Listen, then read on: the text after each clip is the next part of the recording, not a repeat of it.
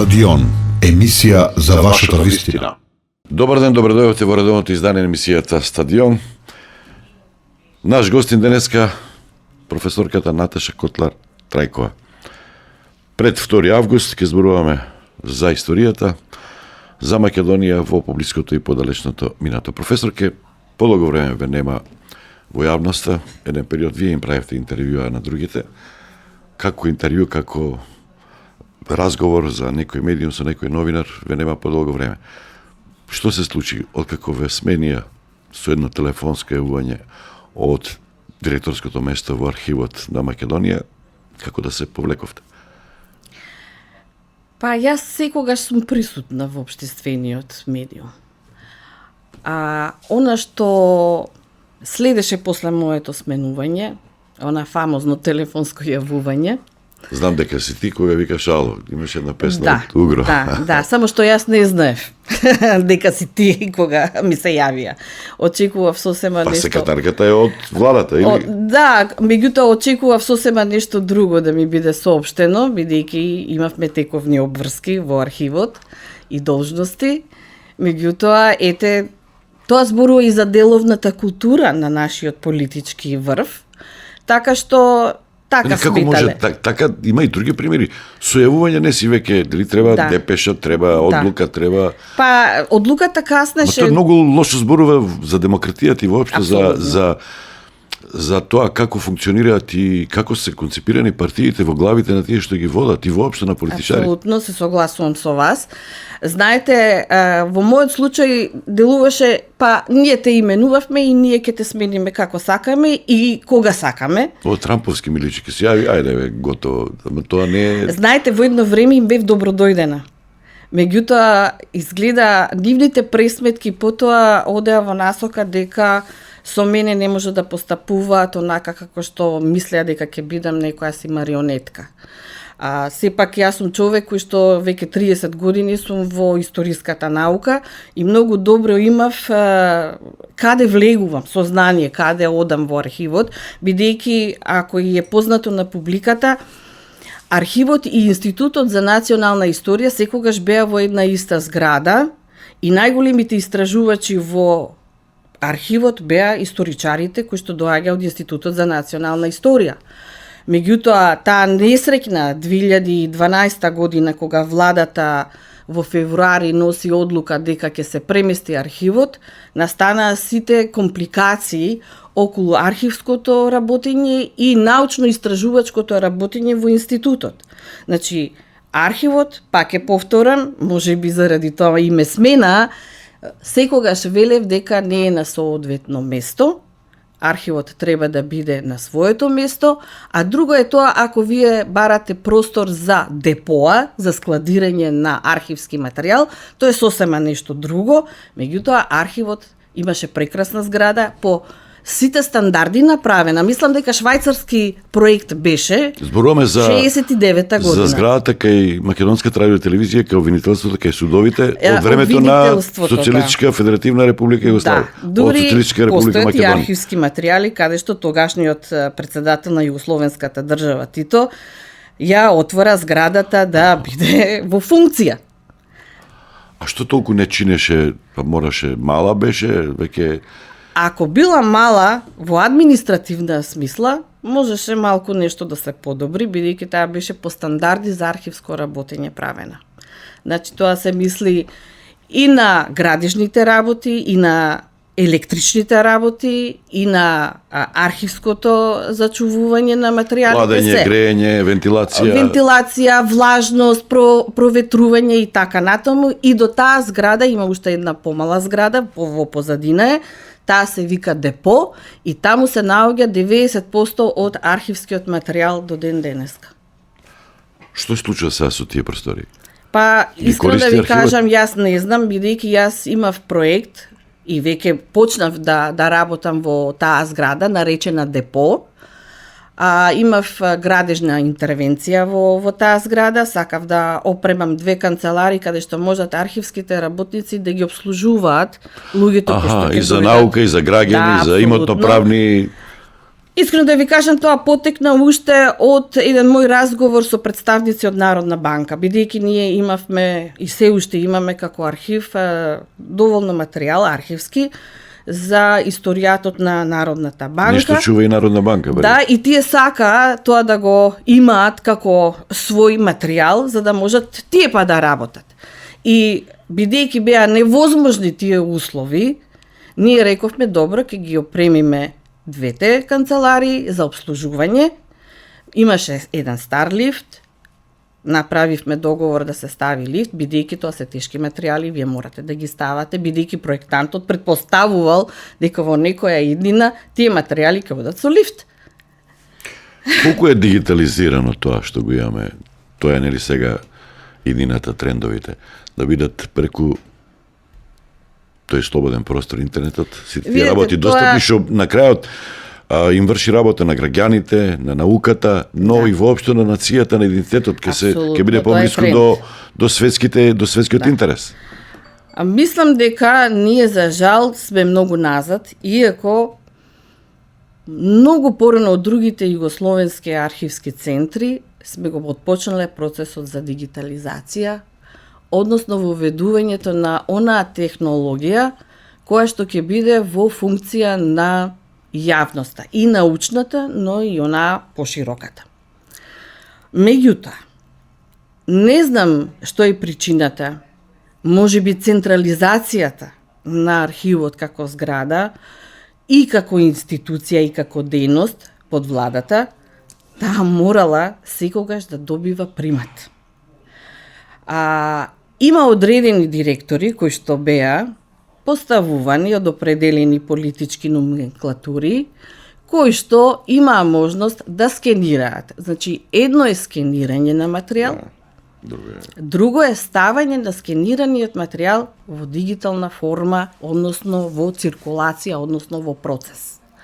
Тука сме ние многу назад, иако ние, јас додека бев директор, имавме една соработка со словенечки колеги кои што треба да направат еден пилот проект кој што требаше да биде во функција на интензивирање на таа дигитална. Знаете зашто е битно тоа, професорке? Еве сега вешка интелигенција, ChatGPT, Gemini, DeepSeek, како го прашате. Он мора од некаде да прибира, да има датотека. Ние сме сиромашни со тоа. И сега, на историски теми, кои што се многу болни кај нас, ако го прашате ChatGPT, он ќе ви ги даде тие одговори што ги има во богатите датотеки на стрбите, на бугарите. Бугарите имаат одлично спроведено дигитализацијата. И ние ќе му се лутиме тоа на ChatGPT на... Не, и во Загреб и во Белград тоа е отпочнат процес како што треба. Да не зборувам за Москва како изгледаат тие архивски центри. Вие сега сте се соочиле, ќе прашате нешто вешка интелигенција, ќе ви одговори, ќе ви даде бугарски насоки, српски насоки. Па знаете, ова прашање мораме да го упатиме и јас и вие, зошто институциите во оваа држава не го спровеле тој процес свесно, совесно и интензивно за да биде во функција на општото добро, дали? Дали ќе бидат научници, дали ќе бидат друг вид или профил на луѓе, тоа е друга работа. Меѓутоа, јас знам кога стигнав некаде во архивот, еден месец имаше кога почнав да барам луѓе кои што се соодветни за таа проблематика, ми беше пренесено дека многу брзам.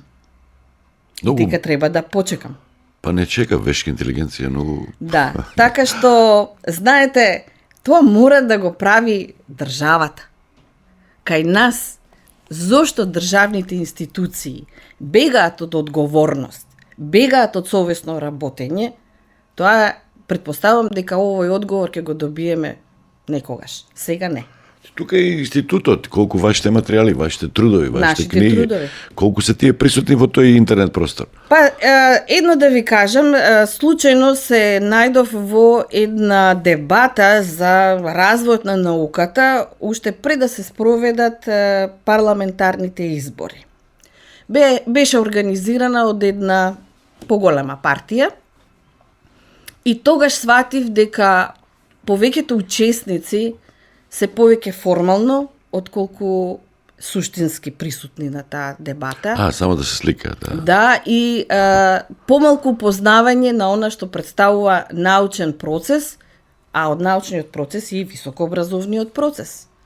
Затоа што ова што ме прашувате сега за учебниците, значи, многу одамна, па и на таа дебата им кажав, се додека научните дела на нашите истражувачи, дали се од природните науки, општествените, хуманистичките, не бидат соодветно третирани од страна на Министерството за образование и наука, ние порано имавме Министерство за наука, Посебно, да. така, кое што треба да води грижа за тие научни трудови, не само да излезат на македонски јазик, туку да бидат преведувани на еден од светските јазици.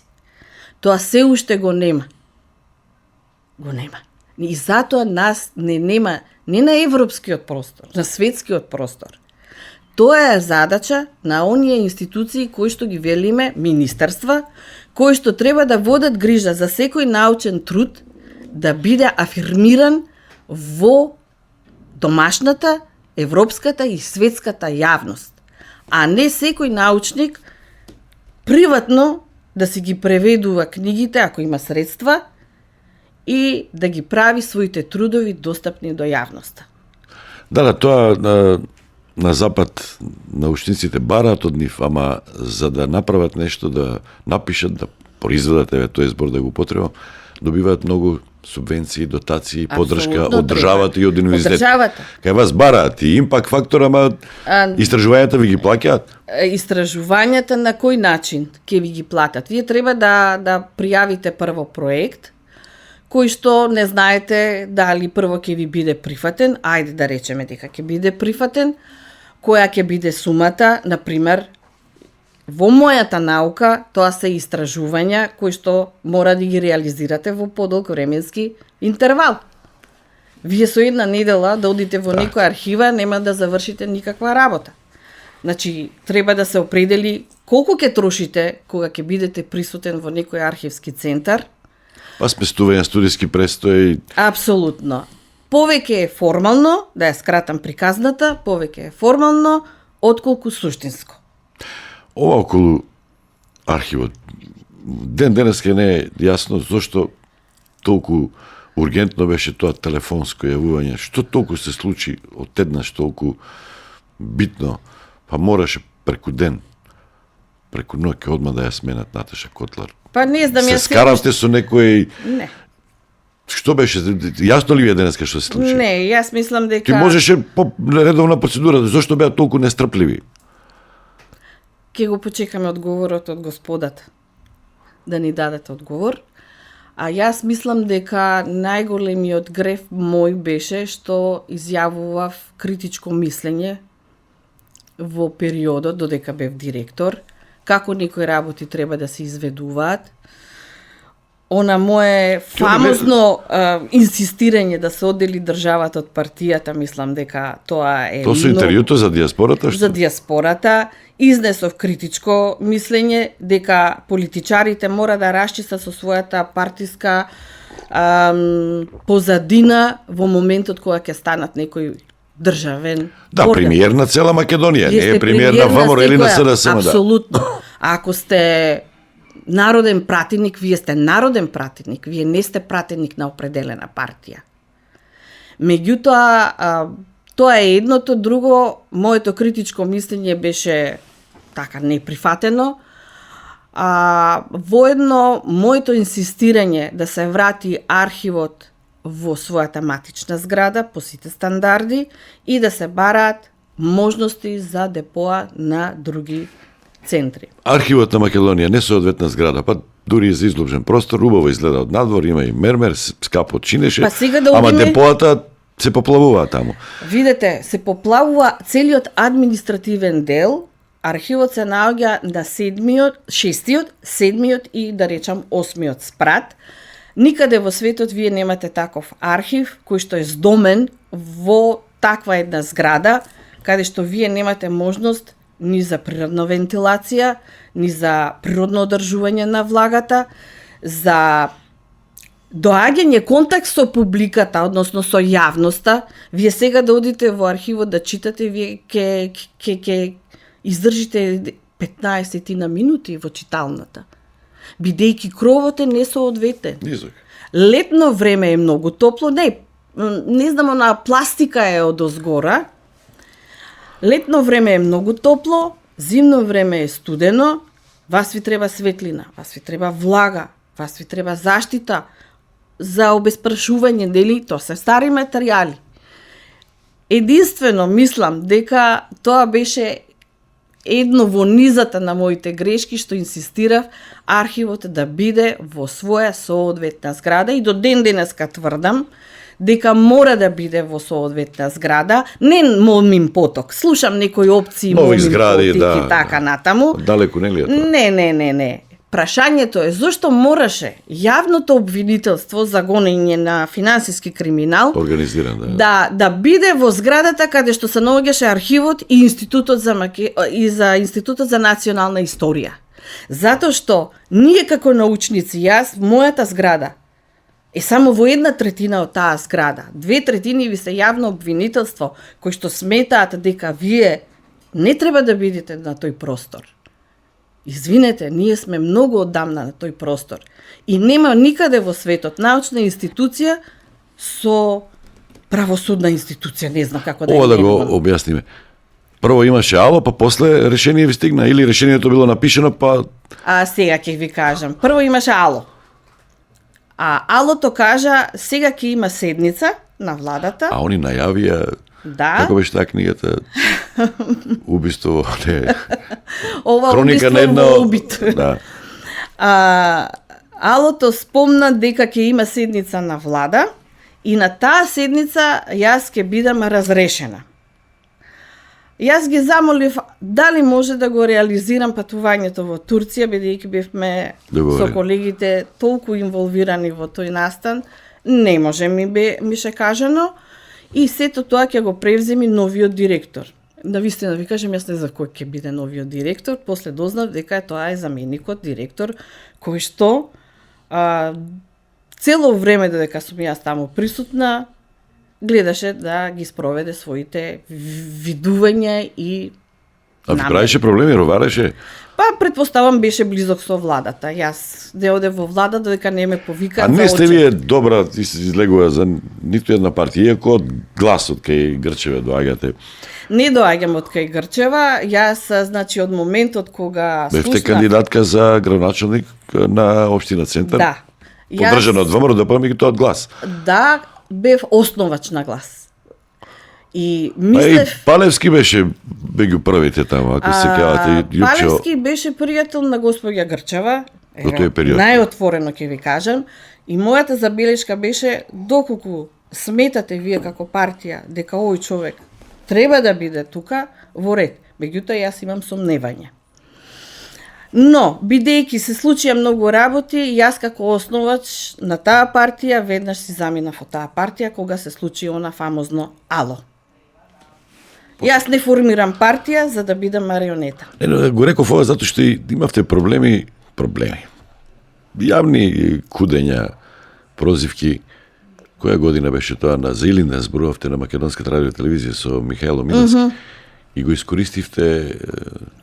искористивте една реплика од Крагуева, Десанка стрелањето од Максимович. Десанка Максимович, тој професорот, мислам Да, дека Миливој, како се викаше. Да, од Крагуевец. Меѓу тие 7.000 колку Да. биле стрелани, 300 деца и наставници. Да. Пукајте, ние и понатаму држиме знаете, час. Вие што рековте тоа? Па Против истото што е- националните интереси. Сега Истото што го реков пред да биде ало. Да се Ама тогаш одржи државата. требаше да се смират работите со Грција, со Бугарија и вие нешто спротивно на тоа зборувате, барам логика. Па јас колку што се сеќавам, ние кажавме какво е значењето За и Илинден беше емисијата. Да, Илинденското востание и јасно. Добро.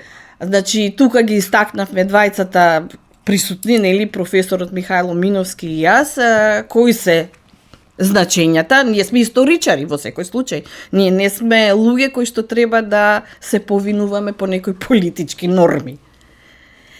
Тука беше истакнато она што е македонско специфично, значајно, функционално, и исто таму кажавме и двајцата дека уште наасном се залагаат делегатите за одвојување на државата од партијата, што исто така ми беше неопростено кај она ало. Чи со исти камен, Да. различни партии, два пати бил. Да. Така, Да. не би дошло паметот. Не, очигледно не.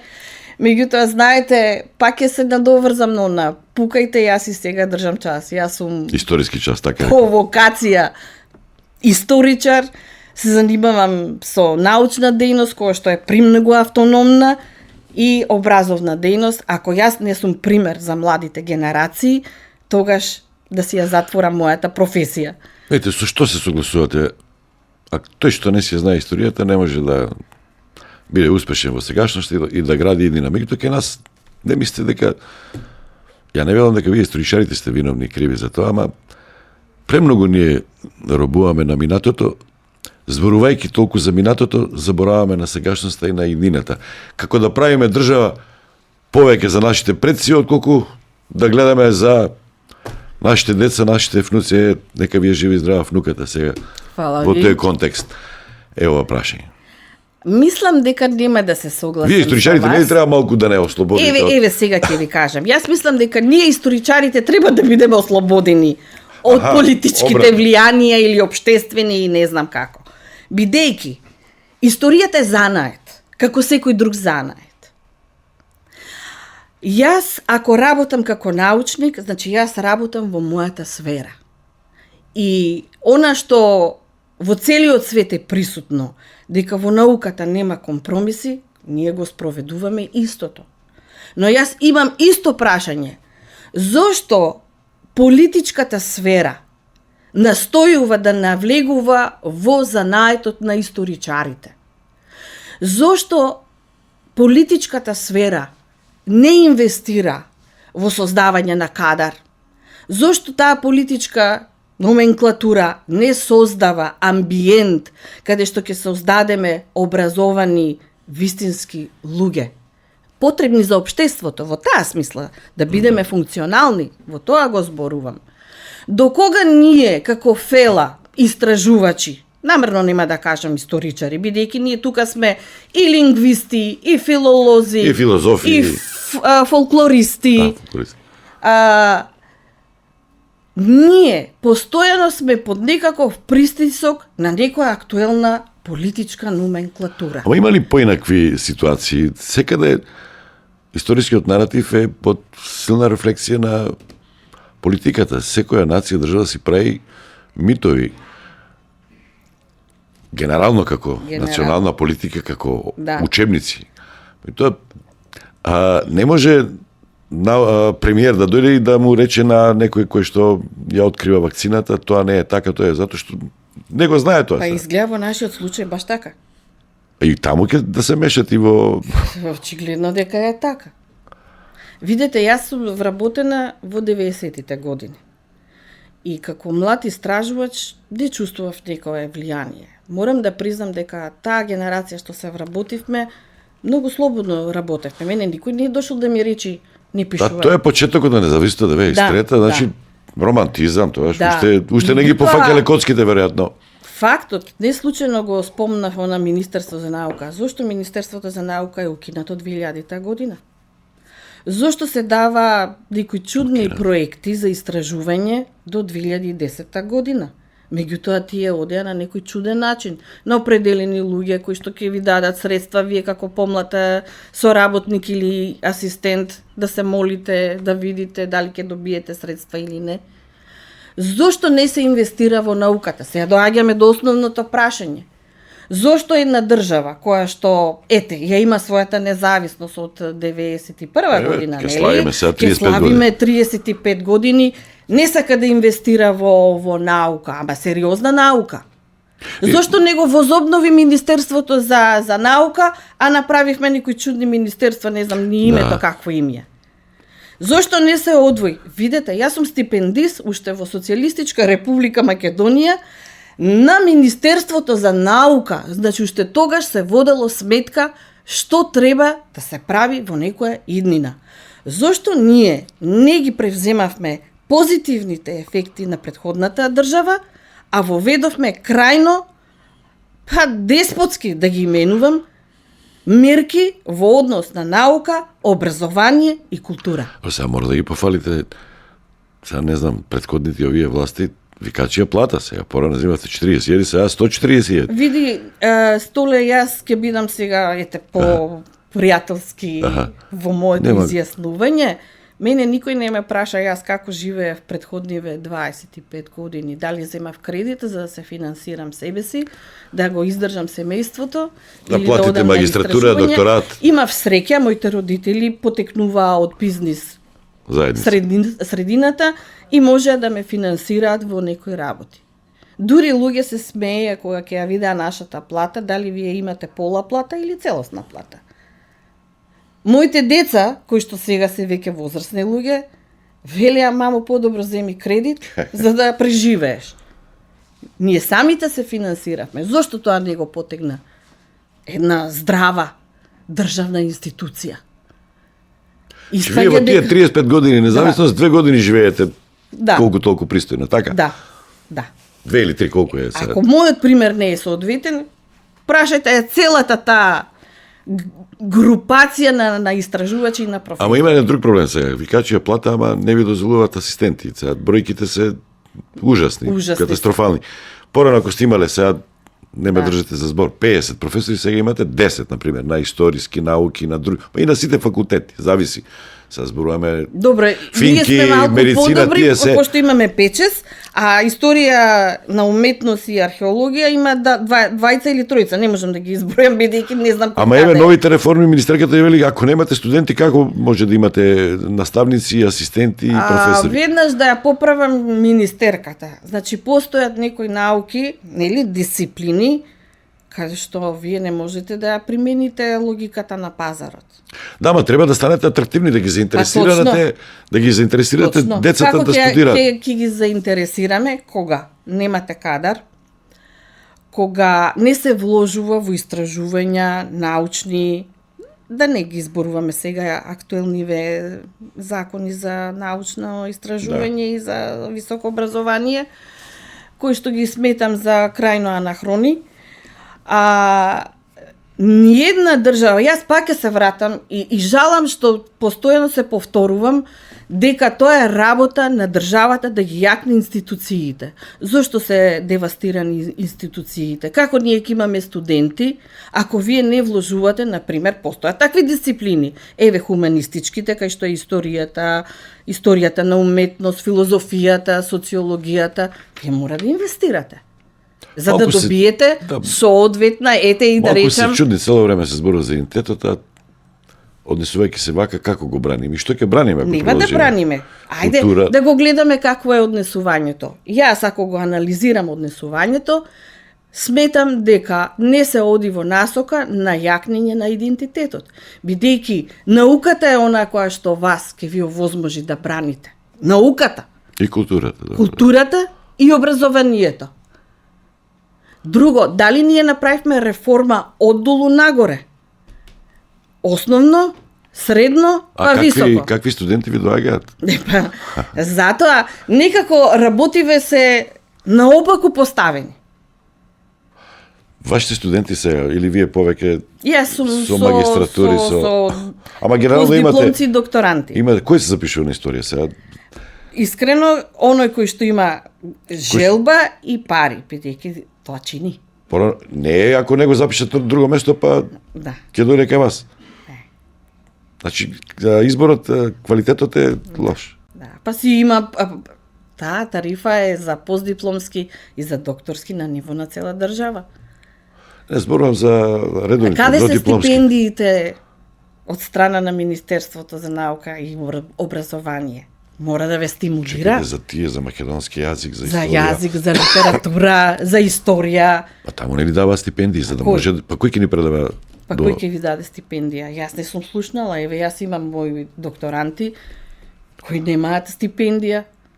Едниот докторант добива минимални средства од една невладина организација. Ајде, тоа е... Јас затоа велам, јас сум била на времето стипендист на Министерство за наука. Значи таа држава водела сметка. Има ли приватни факултети по историја? Не. Па ако нема студенти, не им се атрактивни, нема пари се, не. Како да го А сега, ако одиме, и за тоа имам забелешки, зашто ние ги дисперзиравме високообразовните институции низ целава држава. Дали направивме проценка што ни треба, како ни треба, каков кадар ни треба? Вие сте од Штип. Да. Зошто Штип не стана центар на земјоделските науки? Зошто градот Охрид не стана центар, да речеме, на медицинските науки и на Туризам, духовните рехабилитација, или туризам? Зошто ние имаме од државен институт во Тетово дисперзирани во Скопје?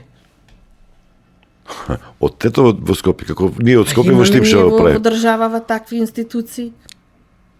Дури имаме и од Штипски во Скопје. Да, имаме, да. Да. Вистина ли дека на тетовскиот има повеќе интерес за Македонски историја јазик. за и македонски јазик Да. колку на Да. не ми е јасно. Да. Па таа е политика. Полесно е таму ништо. Не е полесно. Таму има други заинтересирани чинители, Што се кои што попаметни од нас. Да.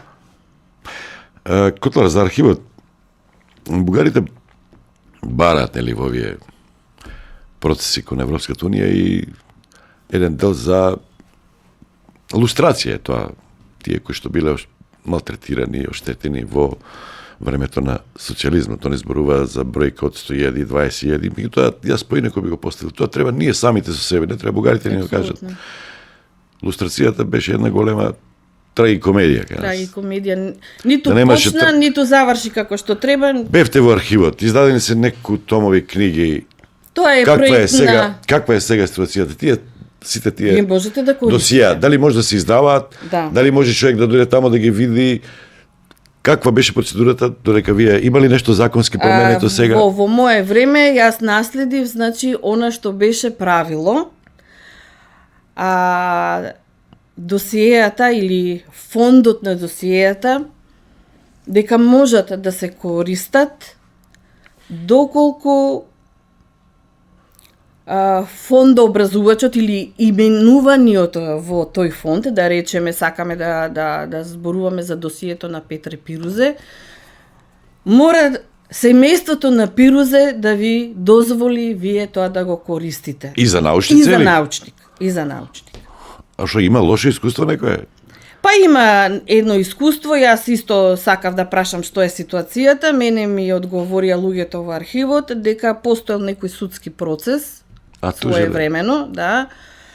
Наводно таа ситуација повлијаела, иако ви спомнав дека еден од претходните директори имаше објавено од Петри Петровски, да, црните страници, нели? Познате, 15 на мислам томови се објавени, така што луѓе доаѓа во мое време, луѓето си ги купуваат томовите.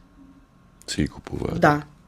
Еве во Охрид, на пример, знам дека му возможив на еден човек да ги купи сите 15, мислам, на рат. Сега да дојде човек да си побара за негов дедо, татко, може тоа да го види кај вас? Ако е со негов, ако е од семејството, ако има дозвола, може да се види. Може да се види. Како беше соработката, како влие ли политичката ситуација на комуникацијата со бугарскиот архив, српскиот архив, турскиот архив, рускиот архив? За жал, не знам. Вие сте Да. слушна и за новата бугарска историја. Да. Тоа сигурно го знаат во Бугарија и Па добро, јас сум била во Бугарија своевремено. со архивите не соработувавте? Јас како научник сум соработувала со Не, како Бигова. директор. Па директорка. немав јас толку време за да почнам нешто сериозно. Отворени да ли се тие работиме. архиви за- Отворени се. Вие можете да истражувате. И во Бугарија, во Софија, и во Истанбул, и Да. во... Зошто да не истражувате? Тоа Само што- треба државата да ви овозможи вие да одите, да се најавите. Сето тоа, јас колку што наследив, мислам дека имаше убава соработка со бугарските архиви, особено со турските архиви, тие се отворени, имаат голем интерес и да ни помогнат, и не само преку истражување, туку и во кадар. Ние веќе османолозите ги губиме. Ќе одат во пензија. Тие турски архиви, например, се многу богати, ама во јавноста, или па, јас не следиме како обични граѓани толку научна литература, може би ги има, може би не знаеме, ама имам впечаток дека дали немаме луѓе кои што се обучени, знаат турски, за да влегуваат и да истражуваат во тие архиви, или пак имам слушнато еден впечаток во времето кога славевме 100 години или Денско востание, биле нашите низ турските архиви и таму некој им забележал, подобро и да не чепкате премногу, да не се разошарате. Видете. Во овие архиви многу ќе најдете кодоши, ќе најдете работи кои што ќе ви ги струшат митовите. Градени со децении. Ние покрај, да речам, народната меморија, каде што одат митовите, имаме и официјална историографија. Јас како истражувач немам работа со моите чувства. Дали јас ќе се разочарам или нема да се разочарам. Мене ми се битни документите кои што на учен начин после ќе ги разработам. Тоа така и во светот, не само во Македонија или во Бугарија или во Србија. Меѓутоа, ние немаме кадар. Ајде да ви кажам, додека бев директор, направив една сондажа на ниво на цела Македонија, бидејќи постојат 9 архивски оделенија со централниот, од 240 вработени луѓе, дали 40 беа одвај со историја или историја со архивистика или историја на уметност. Другите што администрација? Другите се педагошки, теолошки, земјоделски. Испаѓа како она народната која мајка загубила керка или сина. Ќе го најдеш во архив. Ќе го најдеш во архив. Ама тоа е... Тоа е политички однос, значи така го сметаат како небитна институција. Небитна институција или пак институција за политички договарања, кој каде ќе го сместиме. На времето јас дури мислев порано да го смениме насловот, да објавиме дека сме социјално-психијатриска институција. Бидејќи такви моменти имаше. Со српската историја и таму има една многу добра професорка, ги анализира учебниците и она Дубравка, која сме соработувале. Многу е интересна, вади моменти што мене ми се интересни. Влијанието на политиката го докажува во различни периоди. Например, одредени настани, одредени периоди, Бугарија и Србија биле на повисоко место во учебниците. После ако ќе се скарат бугарите и србите, ги бришат или ги минимизираат. За прва балканска, за втора балканска, многу работи.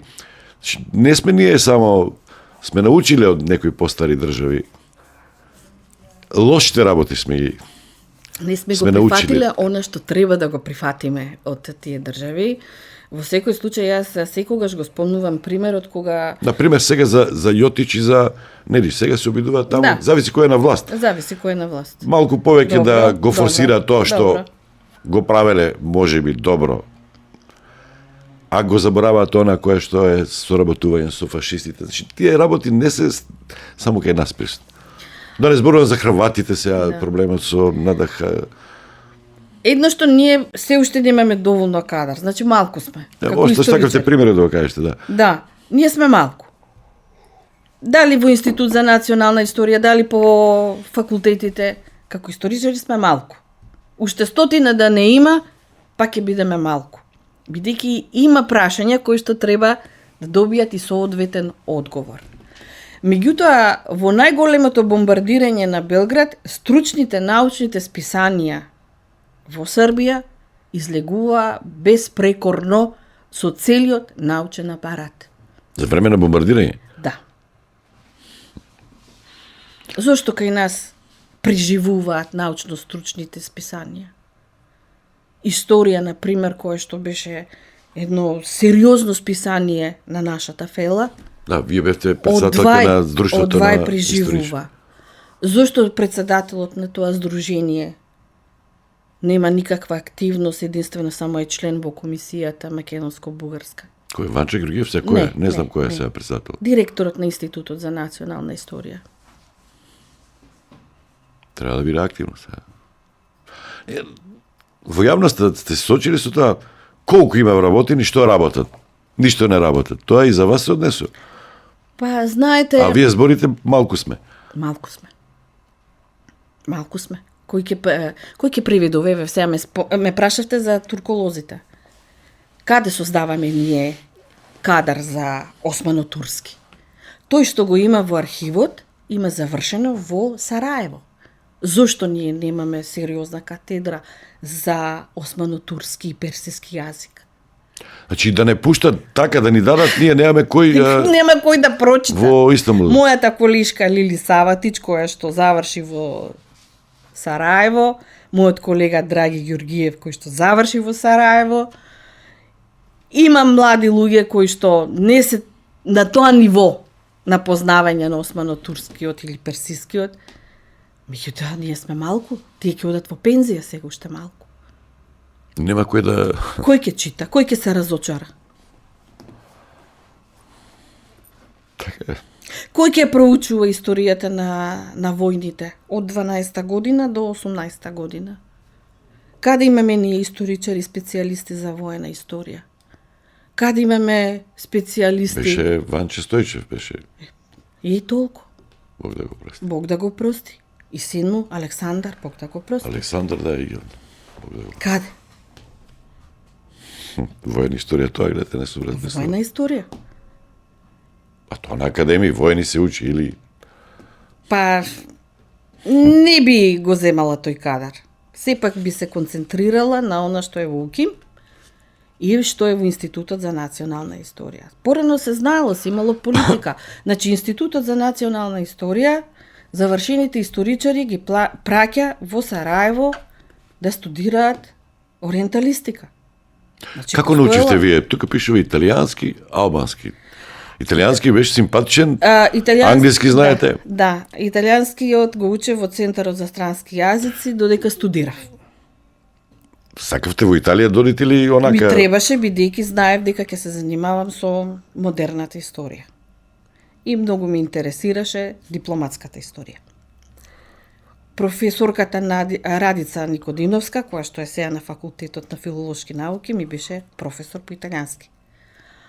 Албански мора да научам, бидејќи вие ако сте постдипломец мора да говорите еден од балканските јазици. Учев, Па српски, бугарски. мислам дека во тоа време немаше можност за српскиот. Или ќе го одберете современиот Ама тоа турски. е полесно, да. Турски, или, тоа да, е. турски. Некои колеги учеа турски, некои колеги учеа грчки.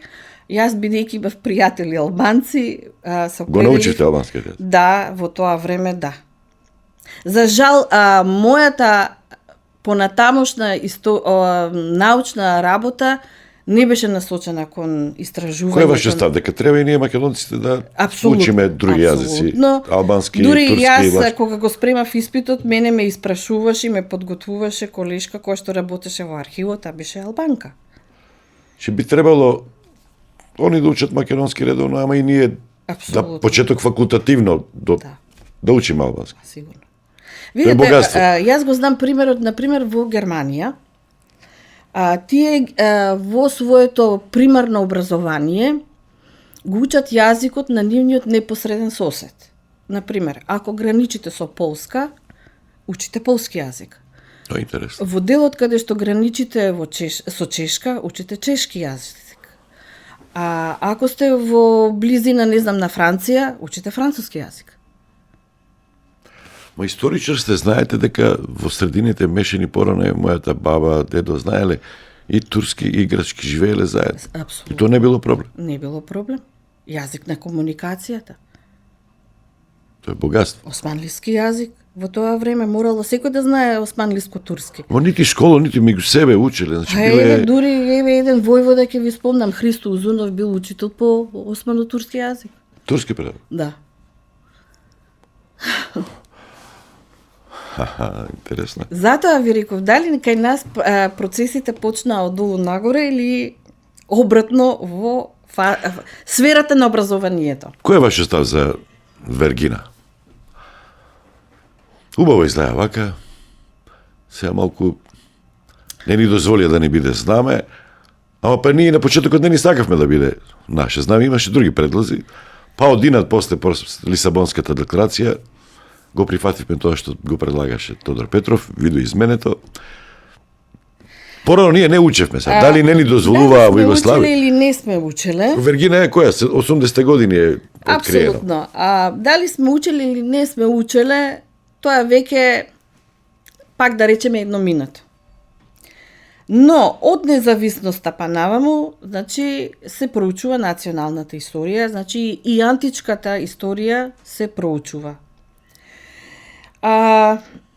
Дали имате символ со кој што вие ќе се поистоветите, ќе се идентификувате, мислам дека ние не бевме подготвени, бидејќи ние го имавме црвеното знаме со петокраката. Па некој постари луѓе рече зошто ми ја земавте петокраката. Да. Така што јас знам и за знамето на научното литературно друштво во Петроград, кој што го имаат Букефал. Сетете се потоа на револуционерните чети. Многу често има символи на девојка, односно Македонија. Го имаме знамето на македонското востание, лавот разрејан. За крестенското, македонското. Јас го велам да, затоа што како историчар, читајќи ги изворите, сите учесници во тоа востание, за тоа востание пишуваат македонско востание. Не пишува за крестенско востание. Еве еден од главните, Васик Дијамандиев, пишува за македонско востание. Димитар Поп Ѓорѓиев Беровски пишува за македонско востание, не пишува за Што сме имале символи. Знаете зашто ја прашува? Сега на пример Јас би се определила за македонското, мене ако ме прашувате. За крестенско? Да. Со лаво. Ама бугарите па да, испреплетени се. Има разлики, тие што се разбираат во... А и они зеле од некаде. Хералдиката, да, апсолутно. Правата разлика меѓу бугарскиот лав и, не знам, македонскиот, дури и овие двајцава што ги спомнав, учесници во македонското востание, ги опишуваат разликите меѓу знамињата и символите. Знаете зашто ја прашува? Затоа што сега коњаниците одат сега, убава манифестација, се одржи традиција. Крушевското востание друго знаме има. Нема врска со Вергина. А сите тука сега... револуционерна чета си има различно знаме. Ама којаниците што да го носат од Вергина знамето? Тоа е митологија, вие што го спомнувате. Тоа не е дел од историчарите. Тоа е митологија. Стадион. Емисија за вашата вистина. Крушевското востание. Има ли некои нови моменти сега? Пак. Околу тоа, кој сакал, кој не кел, бугарите не натерале, не излажале, не употребиле, не помогнале, они го организирале. Што има ново, нешто што може да се каже за тој период? Ако не сме го кренале, може би сме си ја расипале петката кај турците и новите власти во надоаѓа и младотурците кои што биле расположени може би и да го третираат подостоинствено македонското прашање. Македонското прашање е многу специфично прашање. И излегува од источното прашање, односно од османлиската држава, нели? Таа е проблемот на овој простор за големите сили. Ние сме дел. 19. век ги бележи и модерните држави. Грчкото кралство, српското, прво како автономно, па независно, бугарската држава како кнежество, па царство и така натаму. Црна Гора, ја спомнавме и така натаму. Македонското прашање е многу интересно затоа што тоа се јавува прво во внатрешниот простор. Не се јавува во надворешниот простор. Тоа е она време на раните 40 години од 19. век, кога ние сепак имаме некаква македонска буржуазија, односно мецени. Робеви, Кецкарови, од другиот крај на Македонија, од Солунскиот крај и така натаму. Судбината на браќата Миладиновци кажува дека компромисот е лошо решение. Затоа што Тоа што пишувало бугарски... да, тоа се повторно влијание на големи сили. Едните католички, другите православни, едните словенско големо царство, царство Русија, другото западно, односно Австриско царство, а од 1867 година Австро-Унгарија. Ние имаме обид со македонското востание да направиме македонско востание, кое што носи соодветни акти и државнотворни моменти. Да ја скратиме приказната, таму имаме повеќе македонски определби отколку во Илинденското востание. Илинденското востание го организира веќе 10 години пред да се појави востанието Македонската револуционерна организација, која во 903 година е именувана како тајна македонско одреска револуционерна организација. Има своји иницијатори, но како вистински основоположници можеме да ги третираме Гоце Делчев, Пере Тошев, Јане Сандански, Ѓорче Петров, кои што фактички се внесуваат во народната средина. Нив им треба народот, бидејќи, да не заборавиме, 80% од населението во тогашна Македонија, во рамките на Османлиската држава, е селско население. Селско. Ние немаме буржуазија, немаме градска. Македонските народни приказки не случајно се по селата се.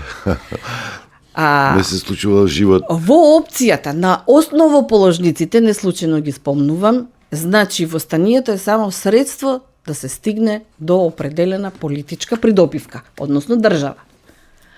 Кај иницијаториве, кај Даме Груев, кај Татарчев, кај Христо Матов, тоа не е така. Идејата е што поблиску да бидат до бугарската политичка опција.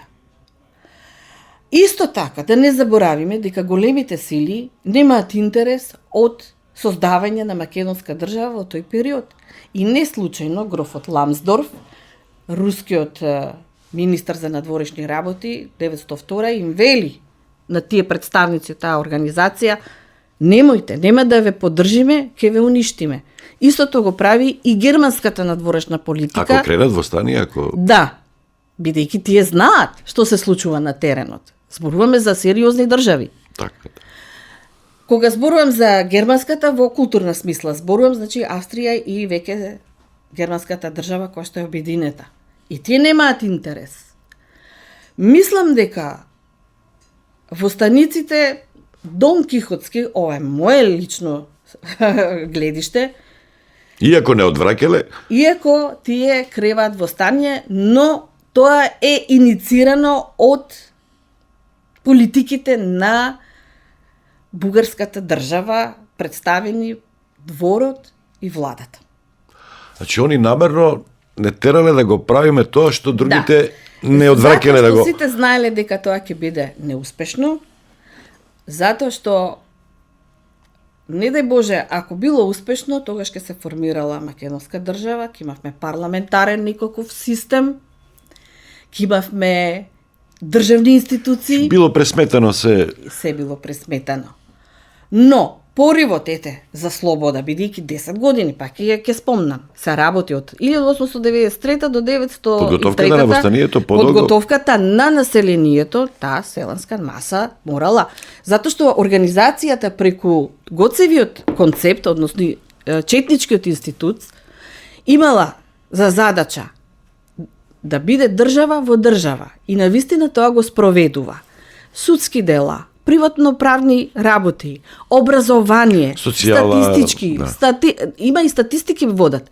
Например, војводата Никола Петров Русински води статистика за секое село. Колку произведува, од што живее, како живее. Економски. Апсолутно. Значи, тие луѓе околу Гоце се против, бидејќи го знаат теренот и велат: не, луѓе, немојте да има востание. Добро, настаните оделе во насока да се случи востанието. се случува востанието, содржината е народна, македонска, како што вели Вапцаров, новината од 1000 тона тешка е на други. Така да, големите сили и малите сили го одиграле она што го одиграле и мислам дека почетокот на Балканските војни го кажале одговорот што требало да се случи. Ова е одговорот на вашиот одговор на прашањето зошто толку доста во Македонија на оваа територија се појавила критична маса за македонското прашање, македонштината, Да. како и да. Османската империја била релативно либерална, поготово тој после Да, кон не се етничките заедници и интересирале кон само верите. даноците, да има Да. кој да плаќа даноци. И да има мир тука, Да. и пливала играла, на овој ќе му даде црква. А овие други не ги Зошто сите интересирало? добиле, и властите добиле 905-та Да. со Ираде Да, статус ама на имале народ. спонзор. Зошто кај македонците тоа доста се случило? Па нема кој да Зошто ве нема поддржи? критична маса, нема? Кој да ве поддржи? Кој да ве поддржи? Цел век Властите спонзор Романија имало, макар што без разлика. аха. Па кај нас спонзор Патриаршијата- кој бугарите, ама они не били искрени. Немаш. Кој? Србите, Па кој? затоа викам, компромисот е многу лоша опција. Место да се завртат на суверенистичкиот принцип, ние во нашата историја имаме приклонување кон некого. Па и таа буржуазија што се случува кон крајот на 19 век, својот бизнис го поврзува или со екзархијата, или со патриаршијата. Или грците или бугарите. Кој разви, ајде сега малку економски да размислуваме, кој разви македонски економски момент во овој простор? Затоа што, како и да зборуваме, буржуазијата е носител на новите идеи. Па сиромашите не И носите во Франција што се случи? Ама и Карл Маркс и Фридрих Енгелс биле богати, иако се идеолози на Апсолутно. работничката класа. Што треба некој да Треба те некој. школува, да те образува. Ние А немаме... сиромашен човек не може да... Прво, Османлиската држава нема своје организирано образование како систем. Се обидува тоа да го спроведе дури после Младотурската револуција. Пред тоа немало... Не. Тоа се приватни школи... Или приватни, или црковни. црковни. Значи, еве да ја земеме патриаршијата. А чекај, на кај ги школувала своите кадри, она по во џамиите, во кај? Вие, ако сте припадник на муслиманската, да, ќе одите во училишта кои што ги организира државата или религиозниот центар. Например, воено училиште имате. Економски имате. Меѓутоа, вие сте раја, македонците се раја, припадници се на Систем на христијанскиот. описменување немало. Да, милетот е убиствен за македонската внатрешна комуникација, бидејќи вие мора да припаѓате на една црква. Друго, кога се формира бугарската екзархија, не случајно таа е прва формирана после државата. Таа е руски проект. Не и требаат широки граници. Ние не сме им влегле како интерес во очите и во главите на русите, они биле заинтересирани за Бугарија, и она е близко Па има до Цариград, проекти. Србија е на граница со Има Австро-Угарија и ние сме биле Да. Во сите проекти, ако гледате... Сирачија. Да. кому како. Ако треба на крајот монета за подкусурување, ајде од Во Македонија. секој случај сметам дека нема критичен момент или амалгам кој што ќе ги носи напредните идеи. Не случајно ја спомнувам таа граѓанска класа, иако во зародиш, таа многу брзо згаснува. Нема кој да ја поддржи. А добро еве, учеле по Виена, но тоа се Да, учеле во Солун, да. учеле Во Москва, Солун таа е Санкт каква? Петерсбург. Таа е машка или женска екзархиска гимназија. имало и француски лицеи имало. Имало лицеи, меѓутоа кој може тоа да си го дозволи? Тоа било скапо. Тоа било скапо. Друго, каква вредност му даваат на тој човек што влегува во таа образовна институција? Тој требал само да го научи бугарскиот јазик или грчкиот, ако е зависно од црквата. Учи по учебници кои што се изработени во соодветните држави, каде што сосема некоја друга географија, историја се прима. Учат јазик литературен, стандардизиран, зависно од она што доаѓа од тие држави. Така што и екзархијата и патриаршијата се само инструмент на надворешната политика на соодветната држава. Да направиме паралела се. Каква употребна вредност има тој човек кој што завршил во тие институции? Па сега... Тие требале само да ја примат соодветната култура, која што се, Различно е, например, јас и да барат поклопување на културните со политичките граници. Тоа е употребната вредност. Сакав да направам паралела со денески, ако тешко може да Тешко. се направи, затоа што со бугарските пасоши. Различно е овие што земаат бугарски пасоши се осознаени како македонци. Тогаш не биле, они требало да осознаваат тие кои што учеле во бугарските школи, А така. некој да ги образува. Така е. Зошто Крушево е избрано? Така одлучиле македонските водачи во Социјалистичка република Македонија имало поголеми, имало Невеска и невеска, клисура, траеле подолго време. Сме имали и на, ама тие не биле на македонска територија. Може би од политички причини Крушево е избран да се направи, да се набилда. Веќе пака одиме на она што Што кажува историјата, како се пишувало тоа после 45-та година. Тогаш се градат тие. Сега видете. Тоа Или искуство, меморијата постои претходно и за време на Крушево постои како во преданијата, во во народната меморија. Значи и Невеска, и Клисура, и Крушево се присутни. мокни се како Во станички одредиште, најнеутрално да кажеме. Меѓутоа, да не заборавиме дека веќе од третото заседание на АСНУН ние сме дел од сериозна југословенска социјалистичка заедница, братство и единство. каде што треба да се има посебен осет и кон соседите. Не случајно заврши граѓанската војна во Грција онака како што заврши. Дали требаше да се спомнуваат некои црни петна, да речеме, за таа југословенска историографија, дека оној дел од Македонија бил востанат? А треба да бидеш пријател со Грција, А да. треба да бидеш. Поготово под 48-та Тито требаше Друго, со Британија, имаме со моноцентризам.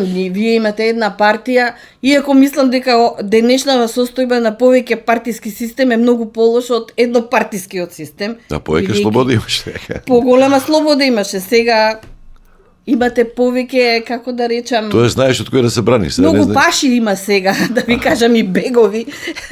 Не знаете како да ги построите потребните институции во државата за да одите напред. Порано се знаело на султанот, знаело, ако му се султанот пожелиш, иде. може и бегот ќе го Да, еве робови на пример имаат султански декрет дека може да водат трговија. и нема бег, ага, не може да им Нема. пречи. Кадија. Сега каде ќе се обратите? Јас каде да се обратев, на пример кога го добив на АЛО. Бев во една институција која што е задолжена за Дискриминација, да. Ај па му даде на Груевски го искористи тоа. Луѓето го спомнаат, да, се работи за политичка дискриминација, иако и секаква дискриминација таму постои. Но писмено ви дадоа? Не, јас го направив моабетот и сватив дека од расположението на луѓето дека тоа ќе би биде одисеја. Не сум расположена за одисеја. Нема сега кај Брисел, кај да се жалиме се, нема. Порано имаше, Зато ви реков, порано имаше овој Белград, систем имаше е многу Истанбул. потежок за живење, за обстојување, одошто тој другиот систем. Значи Крушево не заради тоа е фокусиран. Па, низа Кој на е основен политик- положник на нашата историографија? Од страна дојдоа како другите факултети, како медицина, како филозофија? Па добро, Или имаше зародиш тука? Имаше зародиш, значи еден од првите предавачи за македонската историја, кој што не се спомнува, е македонецот Васил Ивановски Бистришки, која што уште 34-та година напиша, Чекај, Ивановски има еден новинар кој што побегнал во Бугарија, ако е тој или не, друг е тој. се враќа после војната во Бугарија и Аха. меѓутоа од Егејскиот дел на Македонија Тој е потоа. првите предавачи на Првиот во Идризово, на затворениците во Идризово им држих предавања за македонската историја и искрено да ви кажам, она што го читам во неговите предавања многу соодветствува Има на документи. современите историографски размислувања. Многу слично јас ги проучувам политиките на големите сили и на балканските сили како тој во таа 34-та година, односно во Идризово кога им држал предавање. После тоа Христо Андронов, Полјански, Полјански, Љубен Лапе, Данчо Зографски, доаѓа професорот Стјепан Антолјак, Лаиновиќ. Хрват, да. Имаме, значи, луѓе кои што доаѓаат на универзитетот, посебно за општествените и хуманистичките науки. Имаме и од Загреб и од Белград луѓе кои што ги поставаат темелите. Како им одговарате на тие што ќе ви кажат, овие денешните ВМРО-вци станаа поголеми комунисти во однос на историјата? Јас поаѓам секогаш од идеологијата. Дали ние читаме идеологија кај актуелните политички партии? Јас не препознавам идеологија. Нели, за да бидете вие соодветна партија? Дори идеологијата, зборуваме повеќе економски, социјален. Во насловот им стои, кај едниве социјалдемократи, другиве се демохристијани. Но дали таа идеологија им е функционална? Дали се држат до таа идеологија? Или гледаат некои си попрагматични прашања и интереси? Аха. Што е одговор на тоа дека ВМРО стана посрпска од СДСМ? СДСМ ја критикува Србија, се измеша работа. Апсолутно тоа тука не влегувам. Јас сум историчар кој што го интересира и економската историја. Каде се парите? Од каде доаѓаат парите? Како течат парите? Тоа е најбитно. Има економска историја посебен. Апсолутно немаме кадар за економска историја. Немаме таква насока, немаме. Тоа е многу битна работа. Многу битна. Ја не сум ретко економска историја. Да. Тоа географија нели го учи повеќе или не?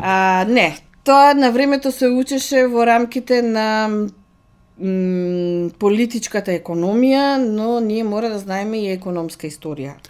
Што е битна дисциплина во светот? Многу битна, например, како ќе го анализираме периодот од 45-та година, петогодишниот план. Петолетките, да. Ајде да ја видиме таа економска историја, која што носи соодветни придобивки. Корисна е таа, може да биде. Како ќе одиме од тој период до 74-та? Која е економската? Имаше страшен развој, да. Од таму како се одвива? Секогаш сметам дека треба да се проучува економската историја за да дојдеме до одговорите на политичките прашања. Нашата економска историја овие 35 години е катастрофална. Катастрофа е. Подобро да не се дофаќа. Подобро да не. Иначе, ако се сеќавате, 99-та година го потпиша Љупчо Георгиевски со Иван Костов, нели, декларацијата. Да. Тогаш социјалдемократите поприлично многу напаѓа, меѓутоа 2017-та направија нешто што си поплука по своето однесување. Исто и за името, која беа опозиција напаѓа, која беа власт, наместо да се договорат така заедно. Така што јас некоја многу голема разлика не гледам, гледам само прагматични моменти, практични. Со србите има ли проблем со историјата или не излегуваат на површина заради братството, единството? Да, мислам сега за сега. Тоа владење, мудро молчат. Променете ли ја сега тоа бугарска окупација, ама период помеѓу Првата светска војна и Втората светска војна е период помеѓу двете војни. Видете, ние се уште како македонска историографија го проучуваме, значи, периодот меѓу двете светски војни и нели современата историја. Меѓутоа, колку и да не се согласувам јас со некој мој српски колега или бугарски колега или грчки колега, јас тоа го решавам на научно ниво. Ние имаме симпозиуми, конференции, дебатираме, можеби ќе се согласиме, можеби нема да се согласиме. Тоа е мојот терен. Во науката нема компромиси.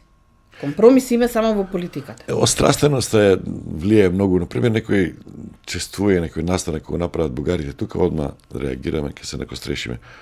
А србите и Зебрањак и Брегалнишка битка, така. И они зборат за стара Србија, и ние тоа не го... Па ние би требало, јас мислам дека уште тогаш требаше да реагираме, бидејќи имаме многу македонци мобилизирани и во двете војски, српската и бугарската. Каде е македонскиот потенцијал? Каде е македонскиот чинител? Кој го проучи? Затоа реков, воена историја кој проучуваше? Да. За туги бели дворови цело време. Значи, добро, ако веќе бидеме, кон сите треба да бидеме екви, не дистанца, екви блискост, да градиме и со србите, и со бугарите, и со албанците. Ако биде, да. Ако било, со турците се договоривме, они не се пријатели, и поради носталгија, и поради Видите, потекло. Тука, например, нема веќе турско робство. Нема, одамна нема. Во Бугарија било исто, не било робство, него било владење или управување или присуство дури користат. Зошто ние тоаш и за србите да биде присуство или владење, и за бугарите да биде владење во времето на фашистичка Бугарија. Значи, игра на зборови, меѓутоа истото го зборуваат. Некој ќе рече, користите сега еуфемизми, меѓутоа не е компромис, тоа е култура на политичко договарање. Видете, Македонија не е економско, етничко, социјално и политичко цело од 1912 година. Кој е поделена? Да. Мирштетските реформи, кои што се јавуваат после Илинденското востание од страна на големите сили, барем имаат обид за такво индивидуализирање на македонската почва, односно македонската земја, бидејќи тие реформи се однесуваат само на трите вилаети, Скопскиот, Битолскиот и Солунскиот. Другите се исклучени. Така што мислам дека ние треба да си ја проучуваме историјата и пак ќе кажам. Во мојата работа нема компромис. Ако јас мислам дека треба да направам компромиси, сигурно дека ќе излезам на терен да соработувам со моите колеги од Балканот и таму ќе се докажувам. Немам ја кај да се докажувам на друго место. Прифатливо ли е за бугарите да биде во време на цар Борис, фашистичка Бугарија во времето, наместо да биде бугарскиот фашистички окупатор? Што е генерализирање? Па видете, тоа постојат луѓе кои што го проучувале тој период и кои што сметаат дека така треба да биде формулиран. Бидејќи со воспоставувањето на окупаторскиот систем се воспоставува и нова администрација на овој простор и во просторот на егејскиот дел на Македонија. Просветен, црковен, безбедностен, односно полициски, воен. Значи, тоа е друг систем. Како пишува за италијанците и германците во нашите учебници? Исто. Не германските, него нацистичка Германија, што е одредница. Има за фашистичка Германија и за војските, фашистички војски. Значи, тоа прави разлика. Да. Наместо Да. германските фашисти, Да. значи може и кај нас. Тука има многу и смешни работи. Полски, Тоа лесно се решава. исто како робство и како... Луѓето кои што се занимаваат со тој простор, кои ќе ги земат сите функционални елементи во историјата од двете страни, тоа може да се договорат. Ама имаме проблеми на историјата сега. Кој има проблем? Читав некој сега уште повеќе тие се да ги отвориме очите и не треба ние да бегаме малку повеќе самодоверба треба да покажеме. Ви рековте нема компромис. Нема компромис и кога пише да, Гоце Делчев еднаш кажал или два пати дека е бугарин, дека учил бугарско школа. Што е тоа толку страшно? Што е толку Па страшно Исак тоа? Њутон пишувал на латински. Така нема, зошто тоа ние правиме? Сите чешки природбеници пишуваат на германски јазик. Хрвативе да не зборувам. Не е проблема, зошто? Зошто? Се Фактографски потенцира тоа тоа. да- Зошто не Ама- се потенцира дека сепак бил македонски револуционер? Така е. Зашто се борел? Па не бил представник на кралот, на појма немал со Сакско-Бурготски како се движи династијата. Него не го интересирало него. Зошто тие компромиси се користат зависи од политичката ситуација. Тодор Александров еднаш е добар, друг пат е лош. Ванчо Михајлов Си има па на Хиди му правеа порано, Му правеа, сега да. владиката Петар. Да. Не, вика, ја тоа не сум ги казнив тие. Која беше модерно, сега не е ин тоа. А видите, тоа што ми го спомнувате, значи е активност и действие на општественост, на некоја политичка конјунктура. Ние, Не, јас не бегам, Ванчо историчари, Михајлов од Штипи, треба да кажеме. Јас не Бил бегам- добар, бил лош, за не тоа, бегам. за тоа. Исто, например, Тодор Александров, јас викам, тој е еден од убиците на Јане Сандански. Тој има фази во своето делување. Ние сме пред се луѓе кои што делуваме во различни фази и услови. Колегите кои што го проучуваат тој лик, да речем историски, ќе ви кажат, да, во еден период е ваков, во еден период е таков, на крајот завршува како таков и таков. Меѓутоа, тоа историјата го кажала. Тоа е форензика, ама зошто ние го Зошто? Пак ќе кажам, ќе се вратиме на образовните институции, таа треба да врши афирмација и пропаганда на научните истражувања. А некојаш и несвесно пееме песни, а не знаеме за кој. Сега, видите, во неформалниот живот, тоа ќе пееме и не знам што ќе правиме. Меѓутоа, Малку ми е она што представува македонска историографија е друго. напорна ми е таа дебата. Еднаш зависи од времето, од политиката. Еднаш ваков, еднаш таков сум, не може да ги расчистиме, се науката поговори- цело време ќе истражува, Па ама како ќе кажете, например, за Елизабета I? Дали била добра за Англија? Златно доба е или не е златно да, доба? ама не е забрането таму да се дебатира, па и да се збори лошо Па за каде неа. е И за сегашни, критиката во наше време? кај нас има проблем, ако кажеш Па нешто, убиена е критиката. ако кажеш нешто поинаку за Гоце Делчев, ти си смртен непријател. Тоа мене Видете, јас за Гоце Делчев можам само да зборувам во мојот еснав како историчар и немам намера да бидам гатач на Гоце Делчев.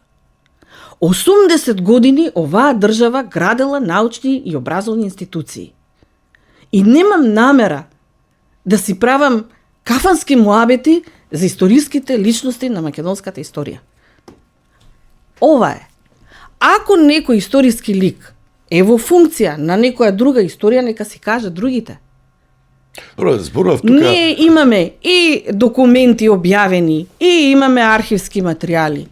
Секој проучување оди во насока определен историски лик, дали е во функција на определената, да речеме, идеја, земја, народ. Зошто не го популаризираме порано во социализмот? Праве и филмови за Гоце Делчев и за Па не Кушева. знам, тоа- Републиката во пламе, сега нема ништо. Дали се плашат како ќе биде представен? Јас треба да велам што похрабро да се направи тоа. Еве сега американците им направија за Александар Македонски, па се лутеа, грците бил хомосексуалец, го направиле Оливер Стоун. Сега еве Одисејата. Може би грците се лута заради Елена, што е црна, што е ваква, што е таква, била убава, ама тоа се митови. И уметничка слобода. Ама, Мицотакис премиерот му се јавил на Долан, му честитал и покрести тие работи и факти некои има непобитни. За 500% е зголемен интересот за учење на грчкиот јазик после овој филм. За не знам колку сите полици од библиотеките, од книжарите за од Илијадата и За Одисејата. да, се испразнети. Да. Хомер се што напишал, почнале во Америка интерес да се чита. И сега, замислите кај нас Гоце Делчев црн да го представат така. Да го ангажираме Кристофер Лон. Кого ќе го интересира тоа? Ако го направи црн, може би ќе го интересира. Ајде да Ние се- се плашиме сега за љубовта на Гоце Делчев, да за била Охрид. Јанка Каневчева или не била? Мо тоа е интересна приказка за филм. Данте Алигери, Беатриче или не е? Го спомнате Мицотакис. Пред да се случат преговорите околу името, зошто не научивме ние од грчката политика? Колку многу луѓе беа по странските архиви, истражувачки центри, научни центри, собраа се што им треба. Каде бевме ние, се занимававме со некои чудни Они работи. имале 70 Зошто не учиме од паметните? Да. Или поискусните? Затоа се навраќам на она што представува владење и влаштодрсци. Јас сум многу сериозен критичар. Овие 35 години не препознавам ниту визија, ниту идеологија во креирањето на сериозна македонска внатрешна и надворешна политика. Комисиите, препораките тие кои се усвоени, може да се најдат некои забелешки, ама генерално се неутрални. Не можам да се согласам. За Кирил Методи. Не можам да Се словенски на територија на Не, тогашна тоа нас Бугарија не- и на денешна современа на нас- Македонија. Не. Мојот став е, ако имаме образовни институции, дајте тоа ќе си го решаваме таму, кај образовните институции. А да не па веќе рекоа дека не се дел од преговарачката рамка. Без разлика, слушајте, во правото постои едно старо правило. Битно е што е напишано, а не што е речено. Ама зошто за грците не се зборува? Тие молчат. Па не знам зошто. Мене, например, Таа ме комисија- направија северџанка, овие што ме именуваа за директорка, бидејќи во насловот на институцијата става в Република Северна Македонија. Па и во биографијата ви пишува за Да. Европска унија, државјанин, Да. Македонијан, А цртичка, оние кои што се на власт Citizens of North Macedonia. го потребуваат тоа. Па да. Тие се северџани. Зошто луѓето кои што ќе изразат Сами, ама тоа беше исто и со фиром си, ако се Да. кавате, да. Тоа е наш. Наш недостаток. Затоа ви реков, јас не препознавам во овие 35 години. Фиромци не Ниту- викаат толку грците колку што ние се викавме. И сега ниту се верџани идеологија- исто. Да, ниту идеологија препознавам сериозна, ниту пак политичка визија. Што се случи со И економска, мислам. да, па, за комисијата економската со да не Грција нема зборуваме. ништо информации таму. Немаме Има проблеми таму. информации, А ако ги подпрашате нешто, веднаш ќе ви објават некоја колумна кај што ќе ве наречат тетка историчарка. Ама хонорарите си течат така. Да. И објавени се на сајтот на Министерство за надворешни работи. Можете да ги проверите. Што е толку проблем со бугарите споделена заедничка, како ќе наречеме, не знам, сега игра на зборови. Па кој ме прашал мене? Пак и Заеднички имаме и со политичари. србите, и со турците. Да, да, јас викам. Заедничка имаме како регион, да. Меѓутоа, кај секој народ постои национална историја. Тоа не е Уместо сте да ексклузива избереме за нешто нас. што ќе Не е ексклузива за за кое нас. што нема да имаме забелешки ни ние ни Па што бугарите. ќе веќе. имаме забелешки? Каква ни била историјата? Еве да ја секцираме ако сакате. Затоа ви реков, која употребна вредност ја имаме ако била бугарска екзархија? Кои луѓе се тие? Што се формира? Имаме инженери, доктори, бизнисмени создадовме, Да. војска создадовме, политичари ли создадовме? Што создадовме? Ние создадовме само таков материјал кој што требаше културното восприемено образование да бара политичко обединување, односно граници. Веќе ве молам, тоа е премногу И таа ретроградно е. различитост и посебност постоела, ама не е Друго, конкретизирана. кој ги праша од историчарите, што мислите вие, како мислите? Како што беше со декрет, со декларацијата 99-та, така беше и 2017-та. Да. Ниту еснав историски праша, ниту еснав научен праша, никој. Затоа ви реков, правите разлика што представува политички дискурс, а што представува научен дискурс. Тие треба да си работат на страна според вас Па на комисија. страна. Еве, И да не бидеме- Кирил и Методи се заеднички, што е сега тука Не проблем? само за нас заеднички, Универзални се, да. Се не може но ние ќе си ги проучуваме од аспект на она што е во функција на нашата историја. Јас не можам да ги проучувам што било во функција на Бугарија или А биле и Може би да ги- хазарите, биле и Да. да. И можам да ги спомнам дека Методија е фактички архонт, односно кнежевски управител, наместник. да, во Стримонската област, односно Брегалничкиот крај, за да ја држи таа област од нападите на тие средновековни бугари. Значи, си има луѓе кои што тоа го работат и мислам дека треба да сватиме дека со науката не треба да се подсмеваме и да правиме политички патрди. Наука е друго, историографија си е дел од тоа, меѓутоа политиката требаше да учи од науката. Кај нас 35 години не учиме од науката. Професор Мислам, не Ке- само од ова професор мојава Ке, наука, и од економската ама сте наука. имале вакви и од искуства другата. заеднички. Имавте еден проект порано, мислам дека и Ванковска учествуваше, беше спонзор, дониран, Да, за помогнат од приручници. меѓународна заедница од Да. Европа. Има такви искуства приручници. Ние такви искуства треба да користиме и од други народи, тоа го знаат, и од други држави. Зошто? Затоа што еве, многу битно, сите избегнуваме тоа да го споменувам. Ја го поставувам цело време во прашање и на албанците, политичари и на македонците. Каква историја ќе учат нашите деца и внуци за 2001? Што се случило? Им одговара, па имаше обиди форензика. Таму имало борба, толку загинале, толку учествувале. Јас не го гледам одговорот. Има ли во нашите учебници? Учат ли децата нешто за 2001? Видете, тоа е современа историја. и тоа ќе влези во делот на современата, односно во животот на 35-те години независност. Сакале некеле тука и албанци и македонци живеат. За нас се терористи, за нив се херои, ме разбирате? Видете, јас не ја креирам политиката. Јас само истражувам и така изнесувам сознание. Работи ли некој на 2001 кај вас таму? Па современа историја сигурно дека работи, меѓутоа треба да знаете дека користењето на архивските материјали, барем минимум тие треба да се постари 30 години. Ние не гледаме на магична топка. Значи за нас се потребни архивски материјали. Па ние уште, иако сме современици тоа време, ние сме, ја како новинар, вие сте Ние сме современици, ние сме субјективни. Ама ние ќе ги користиме. Ама немаме расчистено што е тоа, воен конфликт, напад, агресија, па нека расчисти граѓанска политиката. војна. Јас расчистувам на мој човекови начин. права. Јас барем да имам документација и да проучувам. А политиката и не знам кои други, нека се расчистат меѓу себе. Јас не се мешам во нивниот дел. Но барам како историчар да не ми се мешат и во мојот дел. Дали може да помогнат тие трендови дека да оставиме повеќе опции сами да се изберат децата? А кој? Вие ако влезете како табула раза, што ќе си... Тогаш зошто постои образовен систем? Ајде, зошто да имаме образовен систем? Не, во смисла, тие велат вака, затоа и настан тие велат вака.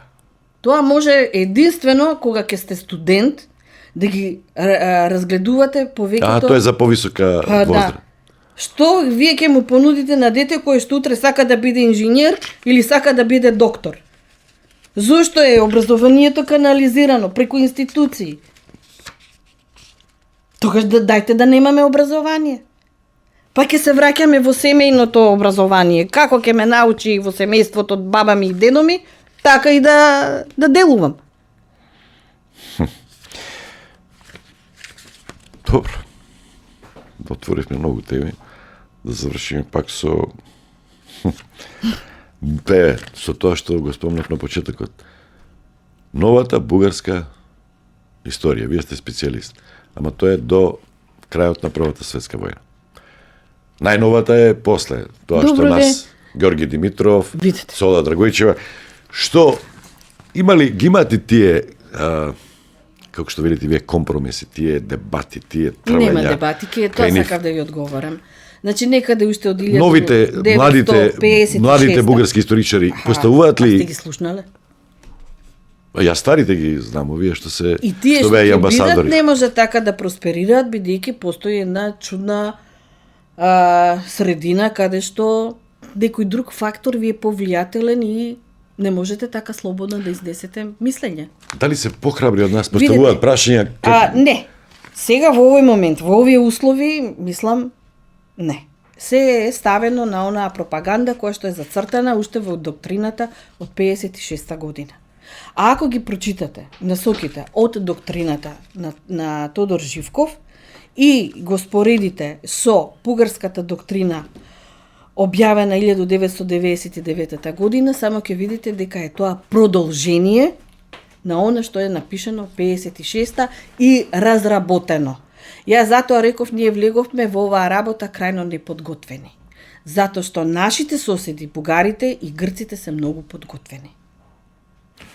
Како толкува тоа се бугарите дава, па се и грците го либерализираа, го олеснија начинот на добивање грчки пасош. Јас го толкувам како момент дека ние немаме... Да ги релативизираат бугарите или дополнително да не го разорат кивот?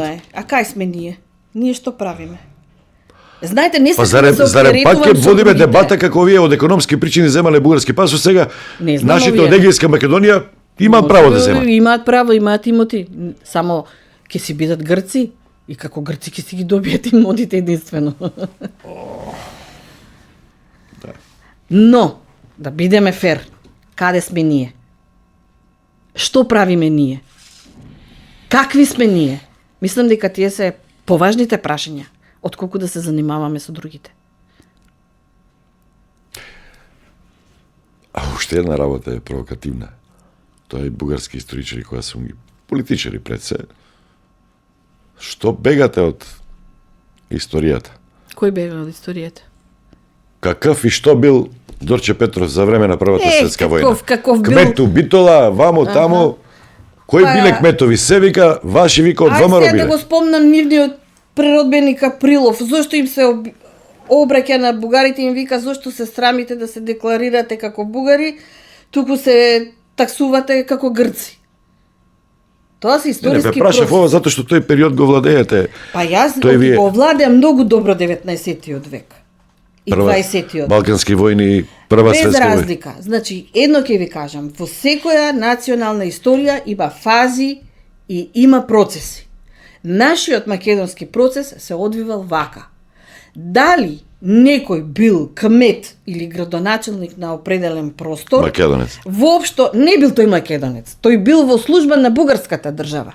Па Ѓорче Јас Петров. така го гледам Ѓорче Петров, кој е роден во Прилеп, нели, потекнува од Македонија, во тој момент бил бугарски кмет. Затоа што кој го назначи него? Бугарската Сега го држава. изучуваме, наш си, он е дел од нашето Ма јас револуционерно. ќе го спомнам дека тој македонски историски лик во тој период бил назначен од бугарската држава да биде градоначелник таму и таму за време на Балканската војна која уште не е завршена. Тоа историски му ја намалува важноста, тежината Не му ја како намалува. револуционерна Па земете личност. му да му ги читате неговите статии што ги објавува. Па ние немаме обработено, еве, Ѓорче Петров го немаме обработено неговата публицистика. Немаме тоа. Па немаме. Па што работите, професор Кесер? Јас знам што работам. Меѓутоа не знам што работи државата. Зошто не стимулира кадри? Зошто не создава кадри? Зошто не плаќа кадри? Зошто не усовршува кадри како грчкиот случај? Зошто? А не да велат, вие, што ние? Каде сме ние? Па во Социјалистичка република Македонија имаше повеќе инвестиции во образованието и во науката отколку сега. За да објавите еден научен труд, ќе ја скратам приказната. Нели сите правите некакви си научни трудови. За да ви биде објавена, вие мора да молите во определено министерство, Министерство за култура, бидејќи Министерство за образование и наука не предвидува објавување на научните трудови. Че култура е за Па да, публицистика, за... мојот пример ви го кажувам. Ако сум докторирала 2009, дури 2013 се изборив и то по приватни канали, со приватен Беше издавач. историчарка, министерка за култура еден период, Стефова, како се Друго вика? беше. Јас ви кажувам за 13-та година. Не, велам дека и ваши историчари беа министри за култура. За Ама образование. зошто додам јас да ја молам министерката за култура? Зошто Министерството за образование и наука нема задача? Ве разбирам да го упростиме тоа, да, ако направите книга за Гоце Делчев и неговата Да. љубовница, или партнерка, другарка, кога што бил зајубен, Лозанче, како се? Каневче, Каневче. така. Култура ќе ви дае пари. А ако направите историска труд некој, нема да ви дае, образование нема да ви Ако е дае. литературно дело, полесно ќе помините во култура. Ако е сериозен научен труд, би требало тоа да го финансира Министерство за наука. Ние немаме Министерство за наука. Учествувате и во документарни филмови, Да. ги прифатили ли или као консултант? Моето учество... Некој игран филм да... Еве сега за Тошек ќе прават, тоа е... Учествував, му помогнав на еден млад режисер околу револуционерната организација и сите мои учества пред камера. Тоа постои документација. Не е платено. Не е платено. Не. А зашто да не е платено? Па не знам, такви беа условите во Не, тоа за време. некои документарци беа големи пари Се издвојувани. плаќаше, јас сум платена. Не знам за другите. Единствено кога сум била автор на текст. Сум била автор на текст околу 2-3. Секое мое појавување на камера е на покана на сценаристот, мој колега, да кажам за определена тема. Со ова да завршиме, храброста да се зборува и на тој начин да се популаризира на примерот на Одисејата, културата. Комитите, го гледате ли до Балче? Како беа представени?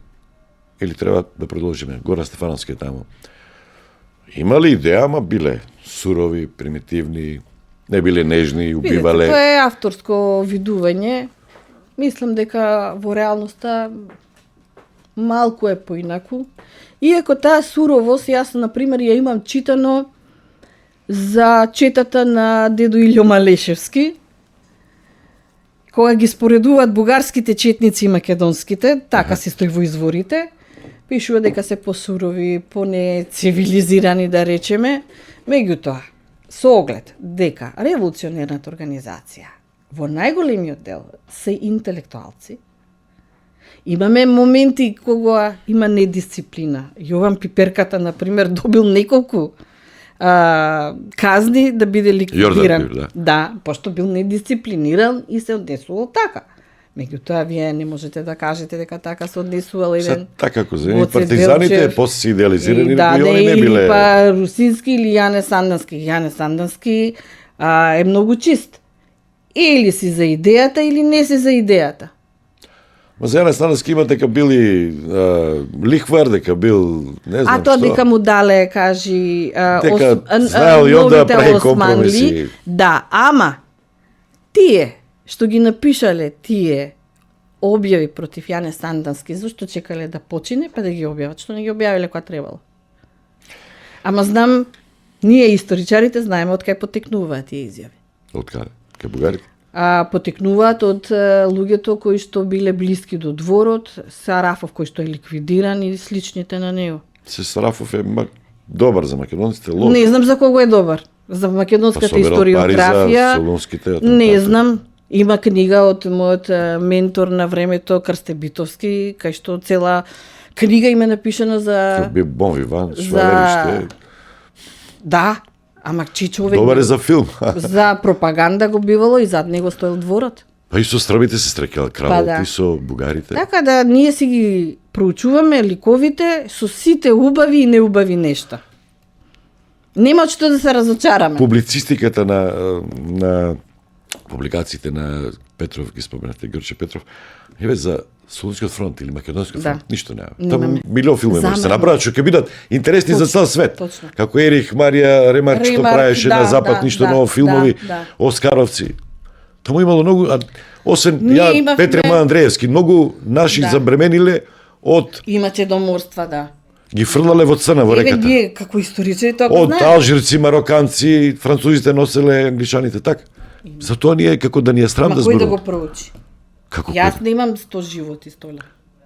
Што е фронт е многу интересен. Многу интересен. Еве ние кога бев во архивот со неколку колешки направивме една прекрасна изложба со материјали архивски за Македонскиот фронт, но за војниците и од едниот фронт, мислам од јужната страна и од северната страна. Значи таму ги прикажуваме и бугарските војници, и српските војници, и француските, руските ги има, италијанските ги има. Пирей вели брат од едната страна, брат од другата страна. Зошто ние замревме, толку беше таа изложба. Еве идеја за и ние им даваме идеја што може да биде универзален. Зошто не користат на соодветен начин? Ама со диктатура и со наложување нешто ми текнало сега бидејќи јас сум лаштодржец, тоа не оди. Наташа Котлар Трајкова, благодарам професорке многу на разговорот. Слушате и гледате Стадион. Пријатно и до слушање до наредната сабота и се разбира честит Илинден. Нека е честит. Честит 2 август. Многу ни значи, бидејќи имаме 2 Илиндена. И 3 сега, како ќе Јас и овој Асномскиот го предпочитам, бидејќи таму има многу убави државнотворни моменти. Па, за тоа не зборувавме толку, затоа што вашата специјалност е поназад, не дека не знаете, ама и за тоа па мислам дека повеќе е зборувано, повеќе е пишувано. Многу ни е значајно.